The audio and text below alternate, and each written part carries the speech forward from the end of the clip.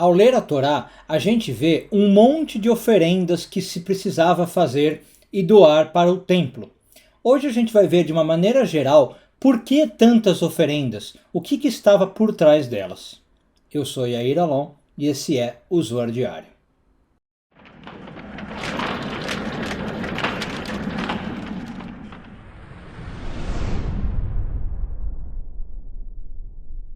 Essa semana encerramos a leitura da porção de Korach, hoje focando nos parágrafos de 51 a 53 do Zohar, sexto ano de leitura. O Zohar explica para nós o que está por trás de todas as oferendas que a gente lê na Torá. E basicamente ele diz que o segredo está em você ver para quem que essas oferendas iam. Se você ler no texto, você vai ver que algumas delas iam para os levitas e algumas delas iam para os sacerdotes. Quando a gente conhece os segredos da Kabbalah, a gente sabe que os levitas representam a coluna da esquerda e os sacerdotes a coluna da direita. Então aí está o segredo. Se os levitas são à esquerda e os sacerdotes à direita, o que isso está ensinando para nós é que nós temos que alimentar essas duas colunas. Ou seja, é o famoso segredo cabalístico do equilíbrio. Eu tenho que doar energia para essas duas pontas da árvore, vamos chamar assim, ou essas duas colunas da árvore. Em termos práticos, o que isso significa? Eu tenho que alimentar essas duas colunas. Lembrando que essas duas colunas estão em mim. Eu tenho que manter a minha coluna da esquerda, o meu lado da esquerda, e manter a minha coluna da direita. Então, eu não tenho que ir para extremos.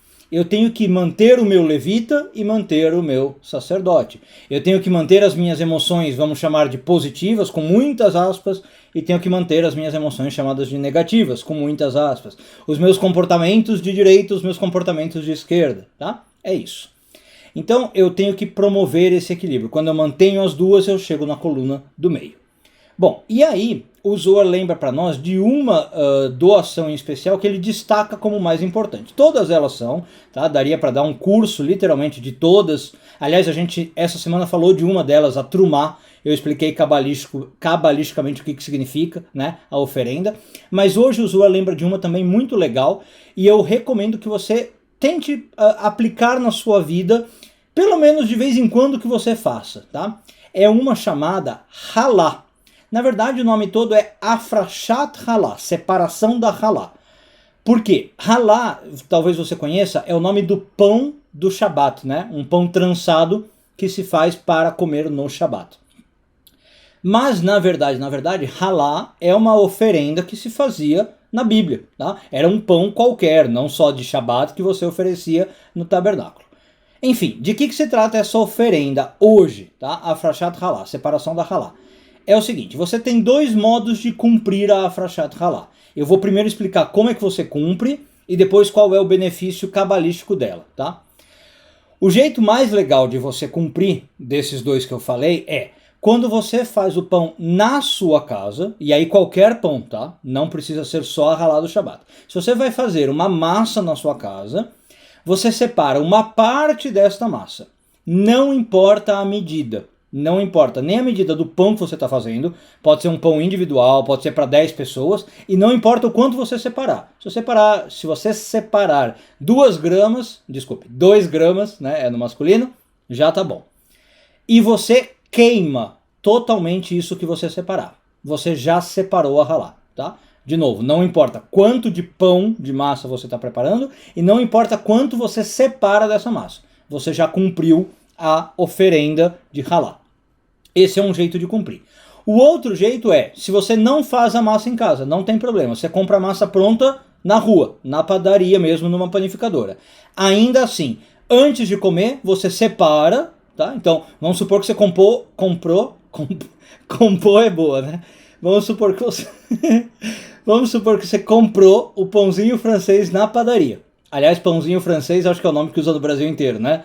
Porque tem lugar que é outros nomes, né? No sul sempre eu lembro do nome cacetinho, né? Que o pessoal chama. Você comprou o pãozinho francês na padaria, não tem problema. Chega em casa, antes de comer, separa um pouquinho. De novo, não importa o tamanho do pão francês, tá bom? Não importa o quanto você separa. Nem que seja 1 grama. Separa e queima totalmente. Quando você queimou, você fez essa oferenda. Tudo bem? Então são os dois jeitos de cumprir. E o melhor, de novo, é o primeiro, se você puder. com a sua própria massa feita em casa. Mas se não puder, faz o segundo. Muito bem. Entendeu como faz? Qual é o benefício? O Zohar diz que esta oferenda era feita para você ligar a coluna da esquerda, ou seja, para a coluna do levita, tá? E, portanto, para você evitar a negatividade. A coluna da esquerda é sempre mais ligada com isso. Era, portanto, uma oferenda muito mais ligada à proteção contra coisas ruins. E, nesse sentido, ela tinha um benefício extra. Por quê? Porque o pão ele é ligado a quê? Fartura, sustento. O pão representa o alimento por excelência. Né? Você falar eu tenho pão sobre a mesa significa eu tenho abundância, eu tenho fartura. Então, você oferecer pão significa... É como se você mandasse uma mensagem para o universo assim, graças a Deus não está me faltando. Eu posso abrir mão de um pouco de pão. Aliás, repare que esse abrir mão é feito com fogo, que também é um elemento da esquerda, né? Água é à direita, fogo é à esquerda. Então você é como se falasse para o universo, olha, eu estou queimando o pão, está me sobrando. É como se você estivesse esbanjando no bom sentido. A mensagem que você dá é, não me falta. Então, além de se proteger de energia negativa, você puxa para si, atrai para si energia de prosperidade, de abundância e de fartura.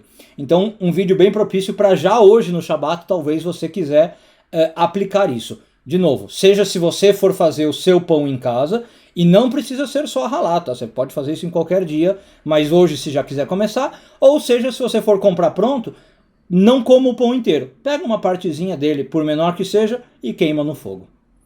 Um bom dia a todos, Shabbat Shalom e tudo de bom.